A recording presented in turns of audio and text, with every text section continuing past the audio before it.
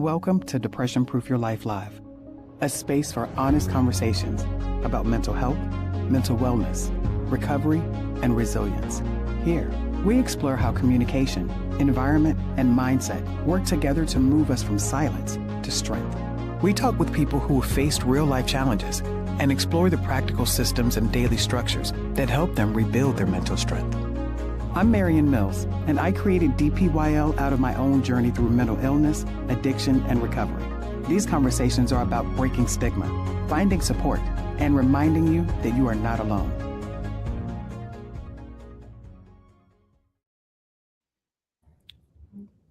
Good evening. Thank you so much for being here. Tonight, we're going to be discussing a very sensitive topic, but something that's really important to discuss. I want you to listen to these statistics. Suicide is now one of the leading causes of death for young people ages 10 to 24 in the US. For Black youth, the trend is moving in the wrong direction. Suicide amongst Black youth ages 10 to 17 rose about 140% between 2007 and 2020, the fastest growing rate of any racial group. Black children ages 5 to 12 are about twice as likely to die by suicide as their white peers. And from 2018 to 2021, Black youth aged 10 to 24 had the largest increase of suicide of any group. So I want to share this chart with you. This is what our guest shared with me, just so that I could actually get a better understanding of really what hold on just a second. So just really what we were actually facing, as far as numbers. And, when you actually look at the numbers, it really does. So let me just explain what this chart here is actually showing. Okay, I just blocked my stuff. Okay, here we go. All right, so this first chart is actually showing us how Black freshman enrollment has actually fallen at many selective schools since the affirmative action ruling.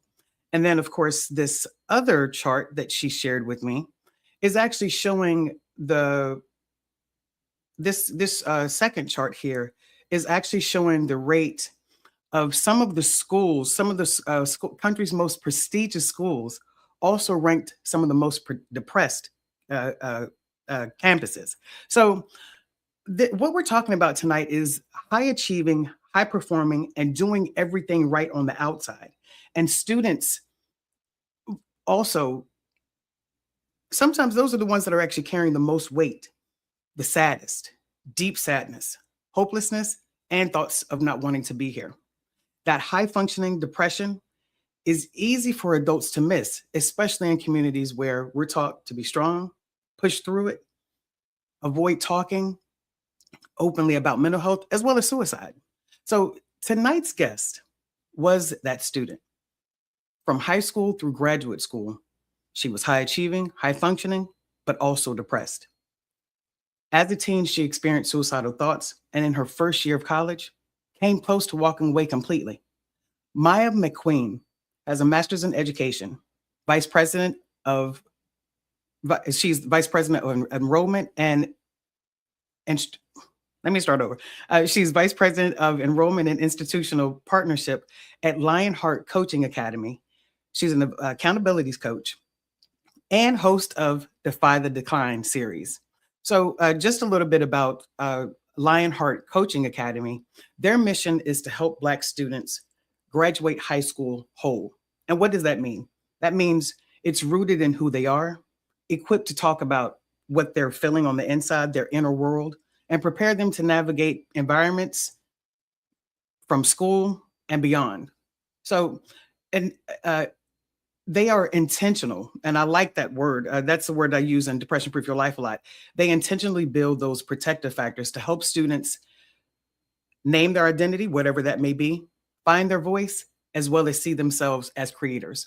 Mya, welcome to the show. Thank you so much for being here. Great to be here, and as heavy as this topic is, I'm happy to spread awareness about this topic. Yeah, definitely. Of course, just to share some background, the reason that I was connected with you is through, I believe it was on LinkedIn. I saw Nicole post something, and she's the president of Lionheart, right? Yep. Yep. I saw something alarming. It was about suicide rates in Black youth, Mm. and she connected. And I asked her about being on the show, and that's when she connected me with you. So I really appreciate you being on the show, and like you said, just spreading awareness. So of course, I really appreciate your background, very similar to mine, where my experience of and my passion for mental health came from my own background. Mm. So, if you could actually share, just in your own background, a little bit where people can actually understand, where your passion comes from before we actually get into the work that you do at Lionheart. Mm. Just share your own personal journey, what your struggles were, how, when, and where you actually found support over. Mm. Yeah, it's a great question, and I would love to share. So, Yeah, I would love to start that. A part of the title for today is high achieving youth, and I think sometimes yeah, when we even think about depression or suicide, there's hmm, one way that we yeah, assume of what it's supposed to look like, hmm, and there's really not the conversation of what about the child who has all the A's, who has the perfect scores, who's involved in everything. What that's about right. those students, and what is it that they are struggling with? Yeah, And that was me. And it wasn't until getting to college and actually grad school that I was able to actually have conversations of you might be dealing with depression. Um, mm, Prior to college, I grew up in inner city Philadelphia. I actually was raised in elementary school in one of the poorest and toughest public schools wow, in the city during that time. So I was seeing a lot, fights every day, being bullied, like even the environment that kids are even raised in can affect what absolutely. they're used to. So Mhm. from having all that just as young as a child, being exposed to all of that, and then also just the gun violence in the city, I was just always taught to, desensitize my emotions, Mm, and having these different experiences where children who are the same age as me, as young as 13, 14, who are dying in the streets because of gun violence, but really not having the full tools or the conversations of how can we actually push forward and be able to have this conversation of awareness of how do you process these heavy, deep emotions to hear that a child who's 13 is not here anymore due to gun violence that they had nothing to do with. So for me, I would say that for my own personal journey, I was exposed to a lot of things that made me unsafe. To be able to go to school and I'm being bullied, or to have these different experiences, it was hard. It was hard for me. But I grew up in church, and so I always say that faith has always been my rock, and being able to have that. But for me, I would say that depression hit the hardest when I was in college, my first year of college. I was a first generation college grad. And so with first generation college students, there's already so many statistics about the support and the lack that's there, right. there is for that. But for Mhm. me, I went through a very heavy loss in college, and I did not know how to process that away from home. Talking about a girl who's always around family, always home, Yeah, and then first year away from home, she's dealing with a very tough loss and not yeah, really know how to navigate that on top of like the courses, the college courses. And I'm in an elite institution. It's, predominantly white. So I'm okay, coming from a predominantly Black neighborhood, inner city mm, Philadelphia, so much love, pride, and the Black community straight yeah, into a predominantly white institution, and learning how to navigate that space when in most of the spaces I'm the only Black girl. So mhm, I was the only Black girl predominantly in my major. I was a math major at the time, the only girl on the dance team, the Black girl on the dance team. So all of these things are also playing a part into yeah, the emotional and the mental of my journey. And so for me, I would say that, that depression really hit me the hardest in college, but I was so high achieving, you would have never thought that mhm, I was struggling. It wasn't until I think after my first semester, I went to my advisor and I was like, I think I'm gonna drop out because I don't think I can continue going on like this. And I okay, remember my advisor said, I know that this is hard. You're going through a lot right now. Since we're about to go on winter break, how about you just go home, you spend time with your family, and if when you come back, you still don't want to move forward, we can create a plan for that. okay, And so Mhm. I really appreciated that conversation Yeah. because I felt seen. It was like, okay, like, Mhm. it's very understandable that dealing with a very tough loss, your first year of grad school, Yeah. I'm at first year of undergrad, this person was like a father to me because I grew up in a single parent household. So Yeah. even that was just a lot. But to hear the voice of, let you give you some space, some time, and then you could come back, it was really needed for me. And then having a conversation with my family, they all understood. And it was more of Mhm. those things, if you want to take some time from school, we support you, but we really think that you'll be able to push forward. And so Okay. I did. I made the decision to stay. But it didn't get easier from there, like I thought. Right. Right. There was more that came, and I suffered from more family losses to the point where I thought there was something wrong with me. But Mm. also in my Like, college, go ahead. when you say, um, I hate to interrupt you, but I don't want to get too far in. When you say that you felt like something was wrong with you, is it because it's like I leave home and all these losses start happening, right? Yes, Okay. Yeah. yes. Could you And touch on that a little bit more? Mhm. yeah. Yeah, and for me, like, having those, so I would say that, and this is even good for, I think, children, right? When you Yeah. grow up and you have community, right? So for Mhm. me, I grew up in a single parent household, so my mom and my grandparents, right? So those Yeah. were like my rocks. But I also had a really, really big community. So my church Yeah. family, my dance family, like I had Okay. so many. So by the time I was in college, a lot of my church mothers or my church aunts that also played a part in raising me, they Yeah. were also dying too.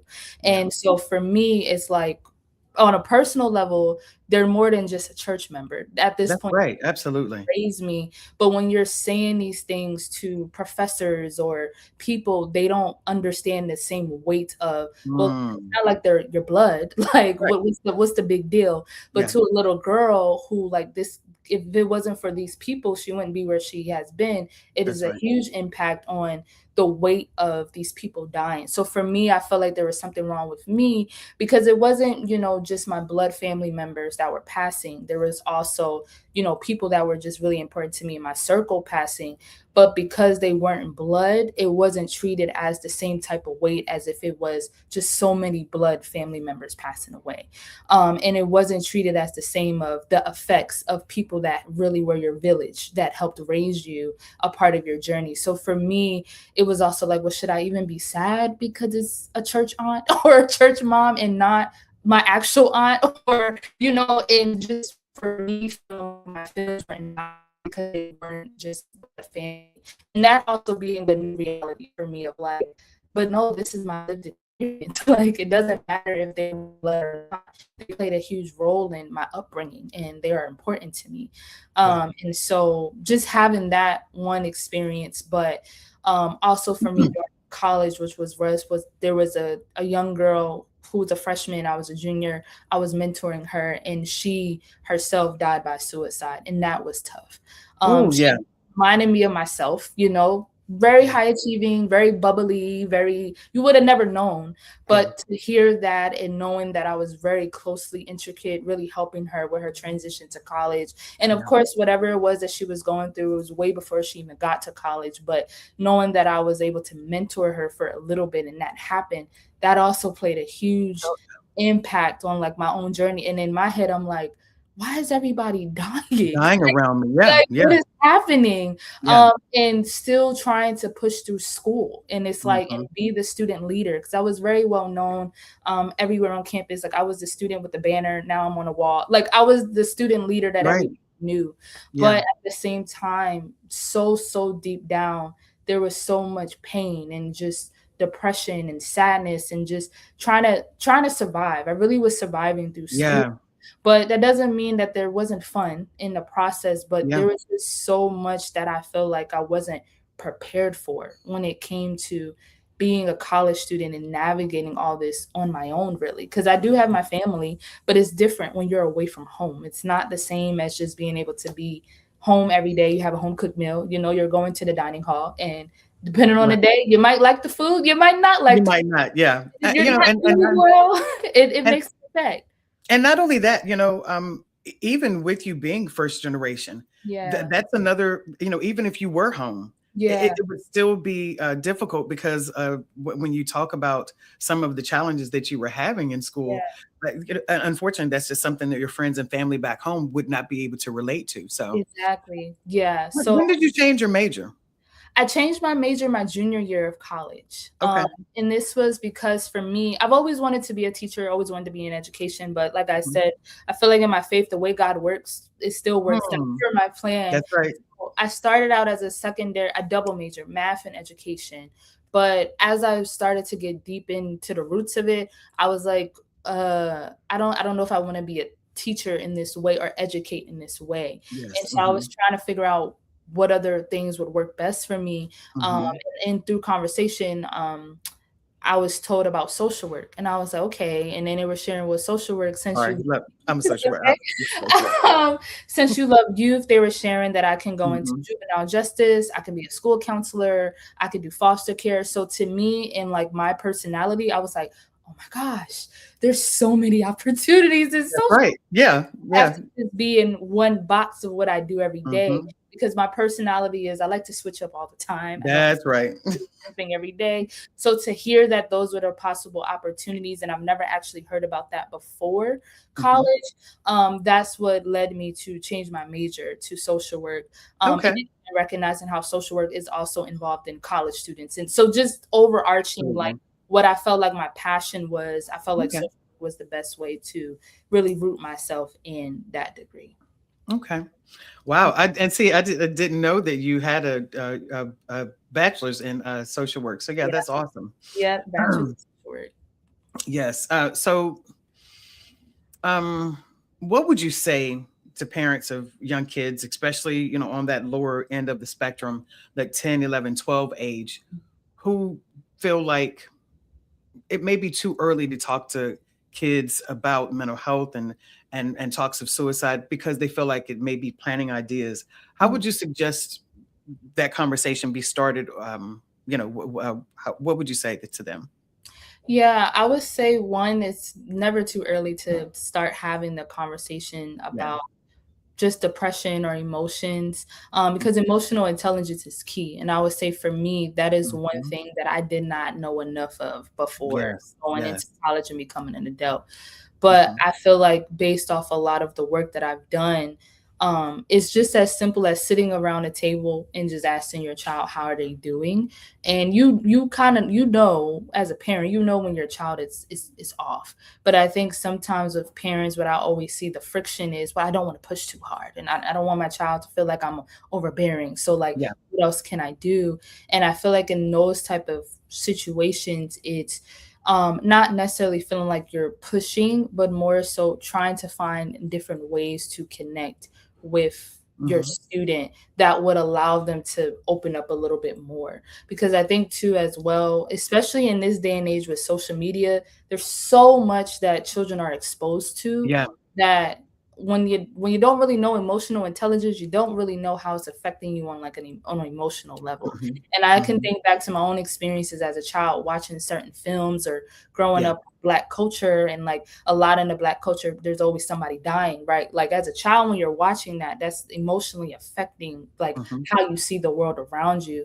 So I think in terms of what are some good ways to start having that conversation with your child is just being able to ask them, how their day is going, creating other ways to connect with your child as well outside of just those conversations, like asking them, okay, what do you want to do for fun? And what would that look like outside of their sports or their school? And it's just really dedicated family time, but also recognizing and helping the child understand that being able to talk through their emotions is important for them. Yeah. And that's them looking at a feelings wheel. I love the feelings wheel, and Yeah, that's a great idea. Yeah.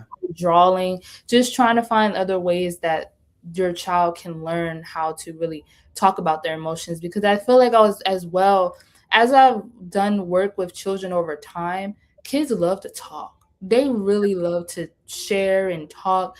It's just more so about the space that they're given and how they are internalizing the space that they feel like they can take up. But once you really invite that student in, they Mhm. really just love to tell you Yeah. everything. Like, and to the They point do. where sometimes something slips and they're like, I forgot about that. I didn't even know that was there. And then it brings in all these things. So I feel like for me, what I've always, prior to actually coming into the work, I was always shared that kids are closed off. But I think Yeah. it was more so the environments around them causes them to shut down. So it's like when someone's asking them questions, is more so they don't, okay, am I safe? Am I not safe? If I say something, what's going to happen? But I think once that environment is set for them, that this is a safe space to have these conversations, they can talk all day. And them knowing that they can consistently take up space, they will love to do that. So those are just a little bit of my own personal experiences, also Yeah. work that I've done, but also it's really just creating space for your child to feel safe to have those conversations, and that is never too young to have those conversations, especially the political climate that we're in and just everything that's happening. Yeah. It does affect everybody, even adults emotionally, and being able for even adults to share how they feel about things too also allows the kid to open up more as well. Absolutely. I'm glad that you touched on that because I think that that's extremely important. Children mimic what they see, Mhm. even if it's, those unspoken words say a lot for a Yep. child. Mhm. If you are, as a parent or a guardian, are very quick to brush away your feelings, or I was telling someone something that I cannot stand for people to say, and I understand that it's said out of it's coming from a good place, but Mhm. when someone does not understand emotional intelligence, when someone is crying, for example, Yeah. and they say, "Oh, don't cry," Mhm. for a person that, depending on who that's coming from, depending on the age, especially at a very young age, it tells them it's not okay to cry. Right. So usually when someone says, "Oh no, oh don't cry, it's going to be okay," Mhm. they kind of brush it off. Okay, I'm fine.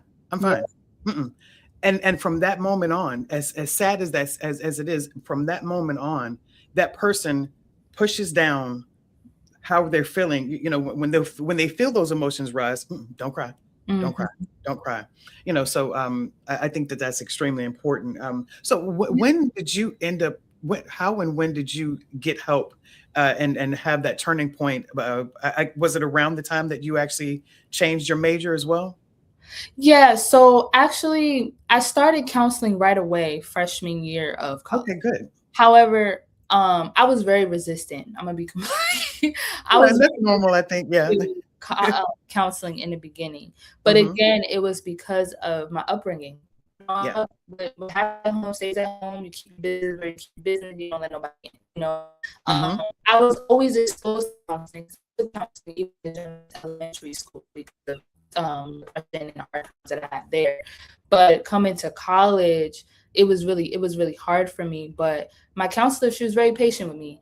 So by That's the good. time I was a senior, I've had 4 years of dedicated counseling in that department. And I just Good. remember how just I went to a small private university, and I think depending on as well your child's personality, small campuses compared to very massive big campuses can really help in situations like that. Yes. So for Hmm. me, being on a small campus, it's kind of like they kind of had the red alert of when a student is not doing well, and I was one of the students that was like red alert.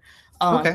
Like Maya was always on campus, she's always around, but Maya was like not in classes, not in it. So because my campus was so small, there's only so many students that they're keeping It track. was noticeable when. Very noticeable Yeah. when Maya was off. So from those experiences, it was recommended that I do counseling, and I was like, no, I Okay. want to.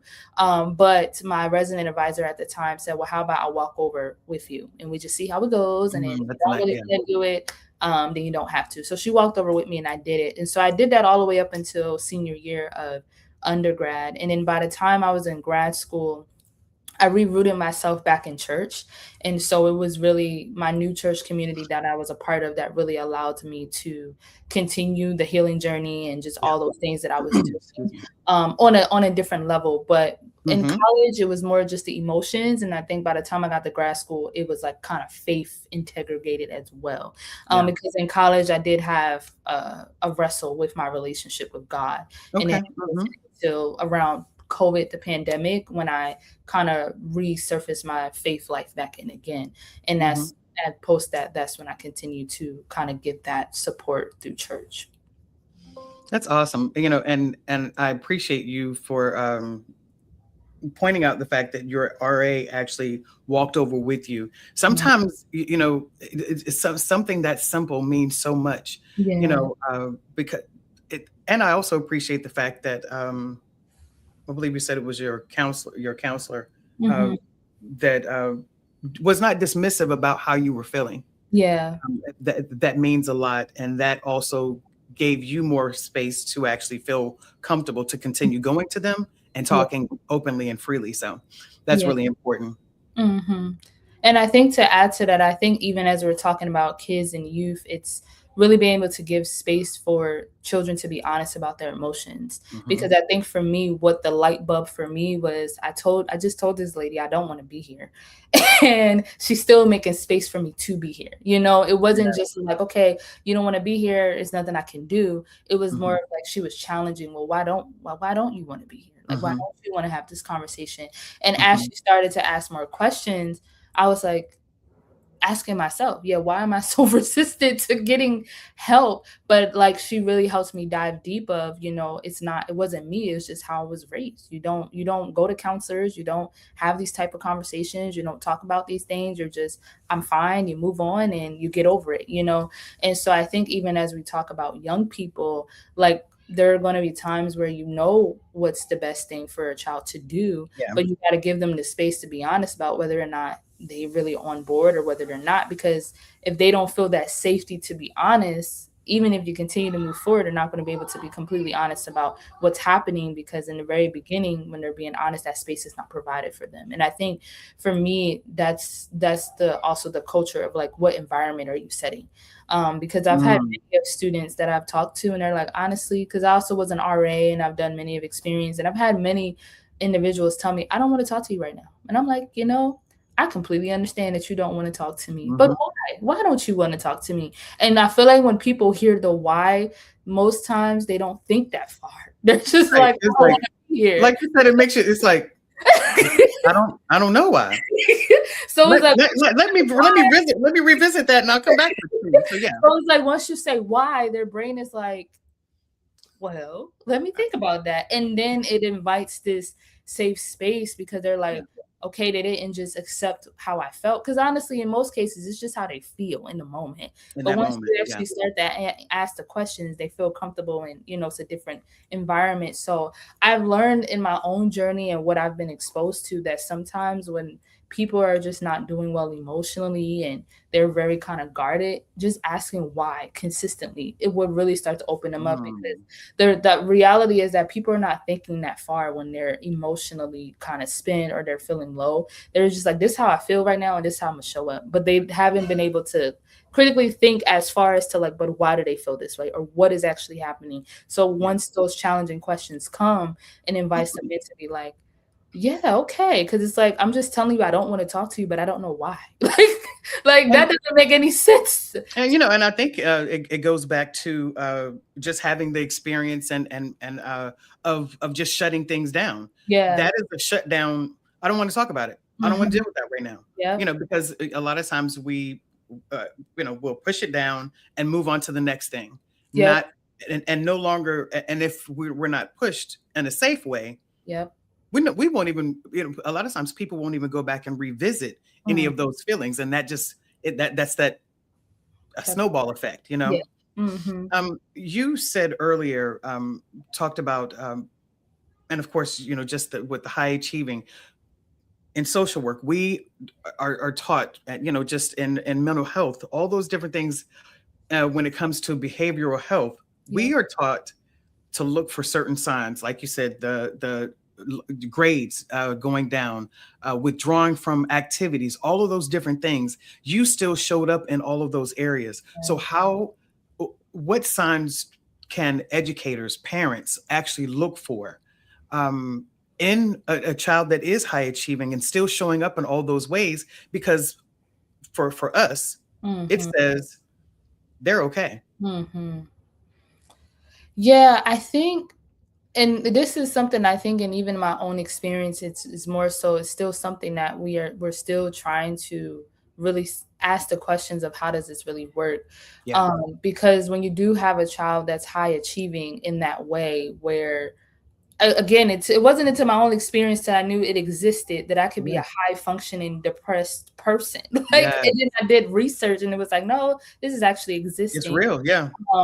And so I would say, particularly when it comes to the student, I would say, even reflecting back on my own experience, it is asking the questions consistently about how are they doing, but not even just stopping there, but even getting into the nitty gritty of why are they doing the activities of what they're doing? How is it that these activities are filling something or filling a void? Because I could be honest for myself, I did a lot in my college career, but I probably could have took some stuff off of my plate because of Mm. classes on, like, I just was involved in a lot. Yeah.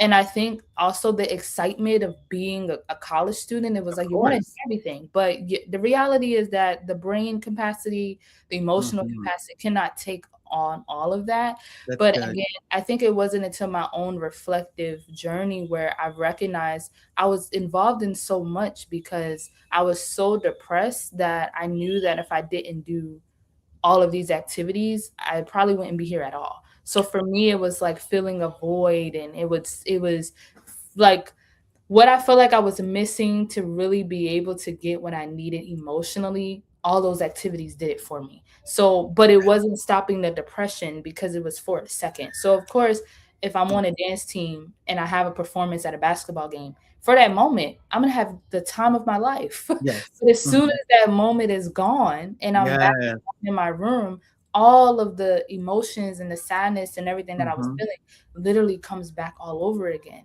And so I would say when it comes to high achieving youth, where it starts with is how much is actually on that child's plate and if Mm. they even need everything on their plate. Because this is even what is the heart of Lionheart is when it comes to college admissions officers does not care about how much you have on your resume. What they Yeah. really care about is your story, your narrative, and how what is on your resume connects overall to the theme of who you are as a person and how it overarching is going to connect you to the overall career that you want for long term, and how are all the different activities that you're a part of connects to that overarching To theme. that. Mhm. So with all that being said, when we're even thinking about our youth, you see the youth already that is the president of this, they're on this sports team, they're doing this, they have like 50 million things on their plate. It's like they go to school, they have everything, they get home at like 8 p.m., they're exhausted, right? Yeah. And I even Mhm. think that is even, I would say, a sign now that I'm talking this through is the Okay. exhaustion of a child. Mm. Because when you think about it, children, like they say children have low energy, but I think when you're a teen and all those things, you do have a lot of energy, but you can tell when something is wait for you. And I know for me, when I was in high school, I was involved in a lot, but I was exhausted. Like every Sunday after church, I would just sleep because Monday through Sunday, I was always out and about. I was always busy. Yeah. I didn't never really have the time to just relax, whatever that looked like. And Mhm. so I would say that is even a sign for the child of being able to see how exhausted they're getting after what they're doing, Yeah. because they also have to have the brain capacity to do their homework. But if they're so Mhm. exhausted from all their activities and what they're involved in to the point where they don't have space for homework, is Right. really recognizing, okay, like what is happening at a deeper level emotionally that's even pushing all the activities and all of these things that is burning you out to cause you to be this exhausted and this tired. No, I think that's good. That reminds me of a case that I had when I was a CPS worker. Mm, Um, uh, this parent, high achieving, mm, children high achieving, and expected her children to excel beyond what she did. mm, And I had to let her know the pressure that you're putting on your kids. It, it's it's and they were suicidal. It was a lot. It was a lot, and the parent and I think that you probably are used to hearing this. Well, I went through this, and I didn't get depressed. I didn't, I had to push through it no matter how I felt. But again, like you said, with social media and all the different, just stimulation. Yeah. it gets to be a lot. Do Yeah. you think that, and you also mentioned emotional intelligence, and I actually had a question here about emotional intelligence with those with Lionheart's being intentional. Is emotional intelligence incorporated into that? Um, uh, when you're actually working with students, making sure that you're giving them and helping them with protective factors. I would say that yes, it is. We don't use the language emotional Sure. intelligence Yeah. directly, but in terms of the way that our work is and our curriculum and our setup Hmm. for our families and our students, because I'll share this point as well. For the work that we do, it's not just the students we're working with, we also work closely with our parents. So That's awesome.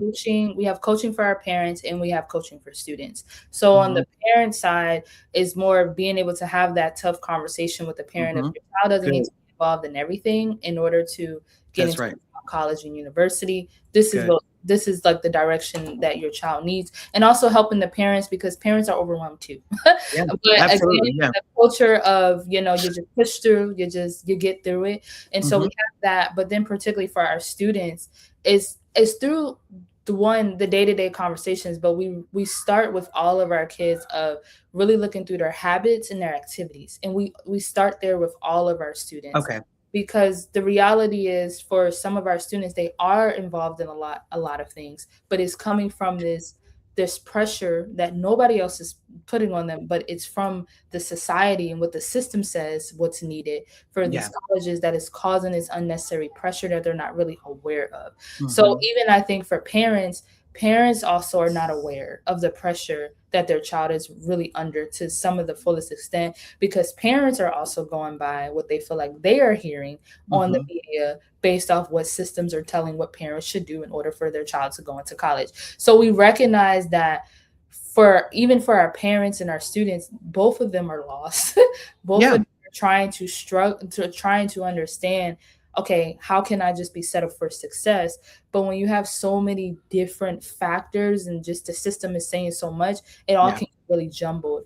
And so with our approach of we look at the student holistically, Hmm. we start with every student of really learning who the child is at heart, what is their theme, what are they passionate about, and then we really help them bring all of that together, and then we plan out their 4 year, depending on when they come in, because we work with students as young as sixth grade. So depending on when your As child young comes, as sixth grade. we start at Okay, that's awesome. Yeah, yeah, that's good.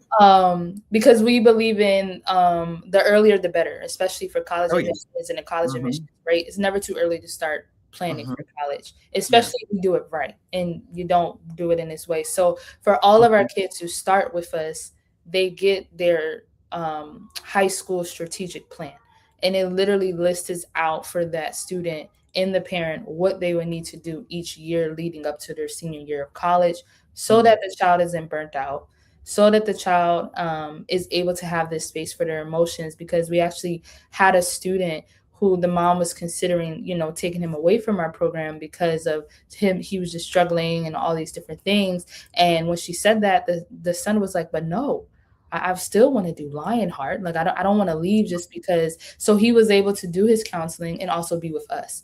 But Yeah. for the child to say to the parent what I he still want to be a part of this. Yeah. still want to be a part, even though he knows that he's going through this hard time, was Yeah. so huge. And then we were able to help him build the confidence that he needed as he was, struggling with what it is that he was struggling with. That's right. And Hmm. so we build autonomy with students, we build agency with students, but we also help them recognize that, when it comes to the college admissions process, you don't have to be burnt out, because it's unnecessary to be burnt out for the college Yeah. admissions process, because Yeah. the way that we teach our students is that if you graduate high school burnt out, you're only going into college burnt out, You're going into it burnout. Yeah. because there's in that limited a time between high school and college, and there's graduation, there's so much happening, there's not enough space for the child to kind of like breathe again before they go into college. And so if they Hmm. end their high school career burnt out, they're going to that same pathway and energy is going to go into their Gonna go. Hmm. career. So our overarching heart for our students is how can we make it possible that they're graduating high school and they're not burnt out. so Yeah. that they're able to go into college not burnt out and still be able to do all the things that they want to do and all the things that they love, but they're doing this from a place of overflow and joy, not from this place of Yeah. this pressure of I need to do this, and if I don't do this, I won't get into a good college. And so those, I would say those are some of the factors between habits, mindsets of how we teach emotional intelligence, because from that place of knowing your habits, what you're doing often, having a strategic plan, and even if it changes, it's okay. You still have your plan. Yeah. And the mental work that we work with our students, that all goes into the emotional intelligence of how they're able to live their everyday. Yeah, thank you. I'm really excited to hear that you guys start as early as sixth grade. That is extremely important. And of Yeah. course, that was one of my questions. Like, how early do you work with? How early do you start working with? How young, I guess. Yep. And also, one of my other questions that you touched on was because I think it's just extremely important. Important is the fact that you work with the parents. Mhm. So, of course, when I reached out to Nicole and then started communicating with you, uh, just realizing how closely your mission at Lionheart is with Depression Proof Your Life, and just a lot of different similarities. Mhm. You touched on a couple of different things: environment, Mhm. mindset, extremely important, are two very strong things. You mentioned environment, how that impacted you. Yeah. How, especially since you work with the parents, how involved, I guess, does Lionheart get into a child's environment? Because again, what we know, of course, in social work, you can be working with a family, with a client, everything is going well, but if they're going back to a very toxic environment, Mm. it can really delay a lot of growth that you may actually see in person, but then any time away. So could you touch on how environment plays a part at Lionheart? Yeah, so at Lionheart here, we have an online community. So we serve students all around the United States of America. Oh, okay. And so we are not kind of like a physical location. We're online Okay. curriculum and what we do. So That's as it good. relates to environment, how we create that space online is that I mentioned we have coaching calls. And so for our parents from Atlanta, California, Maryland, New Jersey, they all are able to come on coaching calls and learn from each other. And Nice. so there's like this community that's being built around parents, because a lot of things that we learn from parents as well is that the struggle to even allow their kid to start early is that they don't see other parents starting their child early. That's so good. Yeah. Parent that is stand out, that is Hmm. the one that looks crazy to their kid, because their child is like, well, none of my friends are doing this with their parents. Why do I? So the environment that we even set with Lionheart with our parents and students is that you guys are not the only ones that are doing this. Even when it comes to our sixth graders or our eighth graders, like when we have our eighth graders who are there, it's like you're not the only eighth grader that's in this room. Your eighth grader, my Yeah. friends at school might not be here, but there's other eighth grade students here that are going through this journey with you. For our students, it's a little bit different because it takes time for, especially in an online setting, for students Yeah. to kind of warm up to each other. But in terms of the environment, our students definitely feel safe in that space. Yeah. They feel seen, and like just the joy that comes on their faces of the possibilities of the projects that they're going to be able to complete in their time here. It just lights up their Yeah. faces because they're Yeah. not getting that direct support from school. And that's another thing when it comes to Hmm. college admissions with passion projects, leadership projects, or portfolios. The school can only do so much to help the student That's right. to Yeah. create these things for the college application Hmm. process. So particularly with our students and our families, when they see other students and they're able to see that this one student is working on one project, it does bring that sense of, oh my gosh, that project is pretty cool and I'm excited for mine. It's like this sense of like community that is able to be built online where everybody's on the same page. Like everyone Yeah. has the same goal as we want the best for our kid. We want maximum opportunities for the students. Everyone has the same goal of these are the college that I'm looking forward to getting in, and these are the steps I need to take to get there. So with that, our overarching goal for both the parents and the Yeah. children having this online community, it's like, yes, they have their own environments and community back at home, but it's almost like you have this community here that you're like almost excited to go to, that it's like Yeah. you have once a week, and it's the joy of being able to recognize you're not the only one that's going through this process. So I Mhm. would say for Lionheart, we have done a really great job, particularly in the online community and really starting this and seeing how it works. But we also provide opportunities in person with workshops and things of that nature, and how we do Okay. that as well. Same thing, same factors, mindset, habits, and just environment. Mhm. But knowing that our core of what we do with our families is more of that online space, we really have grown and done a good job of creating that safe space online for our parents and our children. That's awesome. I love that. And I can only imagine the seeing that transition, of not only the parent, getting, I love a light bulb moment.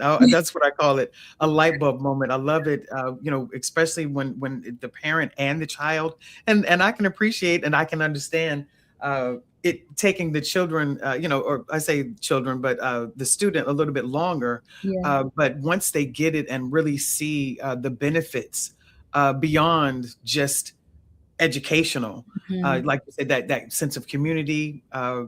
Tell me about the mentorship. Is it other students, maybe people that have graduated the program? Talk about that a little bit for me. Yeah, so as of currently, so the way that our process works is that we have our principal consulting. So he oversees the entire curriculum process, working with the parents and Okay. our students, and that is actually Nicole's husband, Timothy. So they both co-founded this together. And Hmm. so the way that our program works, again, I mentioned it's more of like a coaching format for parents and students, Right. and then for our students. Obviously, they're doing the Brent work of the curriculum itself. So there's a curriculum that our students are going through. It's set for them, and then when they come on the coaching call, if they have questions or they get feedback, that's the space for them to kind of get that work done.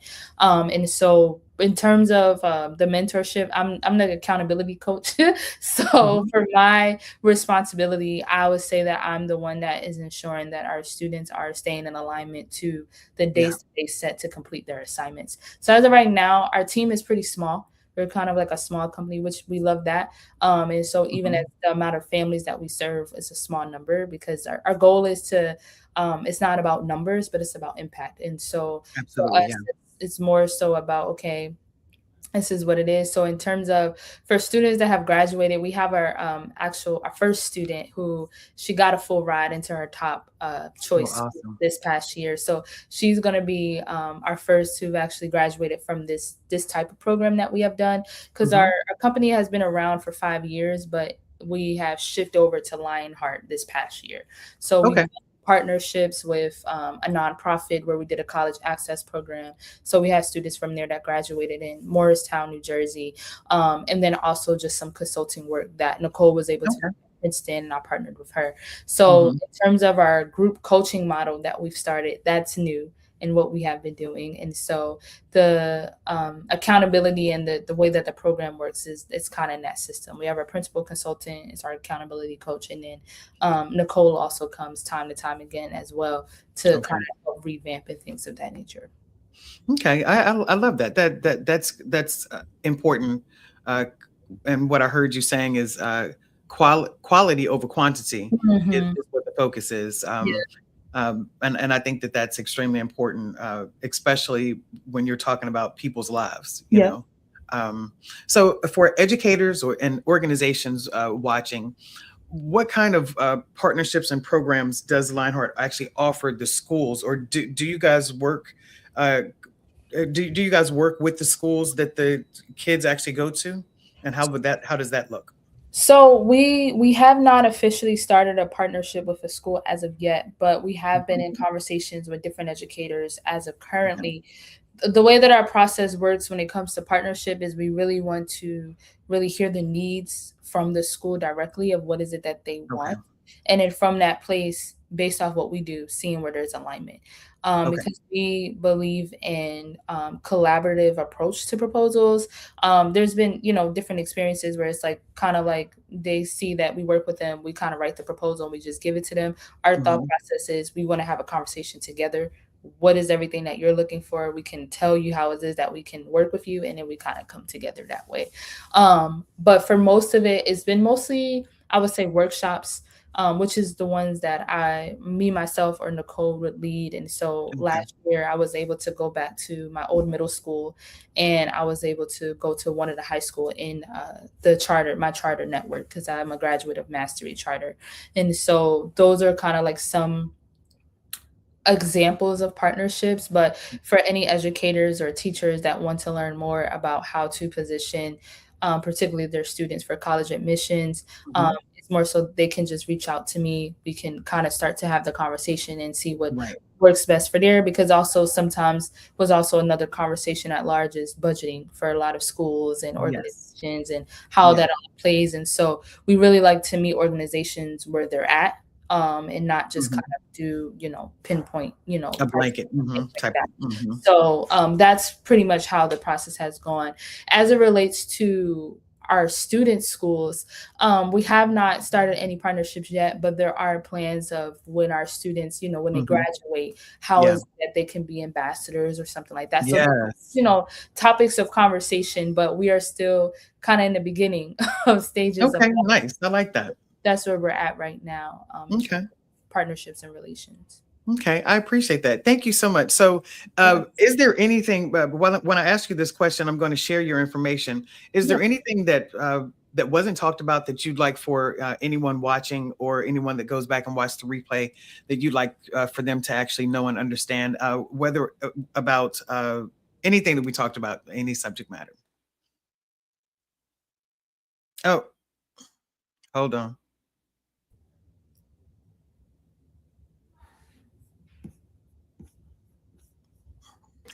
I, I always forget. Can you hear me? Yes, I can hear you. Okay, yeah.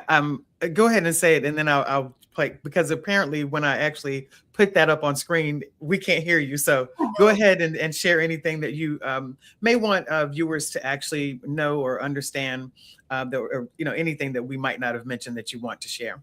Of course. So yeah, I would share that there was a lot that was mentioned, but the main Yeah. takeaways that I want parents to take away from this conversation is that a lot of your children, they have the potential, they have the brilliance, to be able to become who it is that they want to be and to be able to attend these top elite institutions. But given the political climate where we're at with affirmative action and all these different things, really being able to look at your child and have these different conversations with them about what is it that they're going through, their Mm, experiences, have those more wide, thought out conversations with your child. But also, in terms of as it relates to Lionheart, we really care about the holistic well being. And so it's not just about getting into college, but it's about mhm, who is the child becoming once they get to college, mhm, and how are they using their college experience to really help them. Because honestly, the way that college works is they're a business. They're choosing students based off how they're aligned with their brand. And so your child can do the same thing to the college. Choose a school that is going to help them for their yeah, brand and what is that's it they good. want to do. And really be able to show our students that they have the capability and the power and the wisdom to be able to be at these institutions, and they're not burnt out. They're, even though the top schools in the nation are the top depressed, they do not have to be the one of that number that is Mhm, depressed on these campuses. But yeah, they can be holistic, they can be whole, and they can be healthy. And so really enjoyed having this conversation and yeah, being definitely. able to touch on these different topics. But at Mhm. the core, just really knowing that your child can be supported, and they can have the resources that they need for college admissions. Exactly. Thank you so much. Let me put your information up Of for a few minutes, just so anyone wanting to reach out to you can actually do that. I have no idea why it's dark on one side, course. but oh, it's my it's my mouse. No worries. Okay, I can hear you now. But yeah, and I'm really excited about the fact that, of course, Maya's information is here but she did mention that Lionheart Coaching Academy is available no matter where you are. You can actually access their services. But of course, reach out to her and she'll be able to give you any information that you may need. Maya, thank you so much. I really do appreciate it. I was really excited, how quickly we were able to get you on the schedule. So I really do appreciate it. Thank you so much. Yes, And at that point, I'm going to go ahead and wrap up, and we'll see you next time.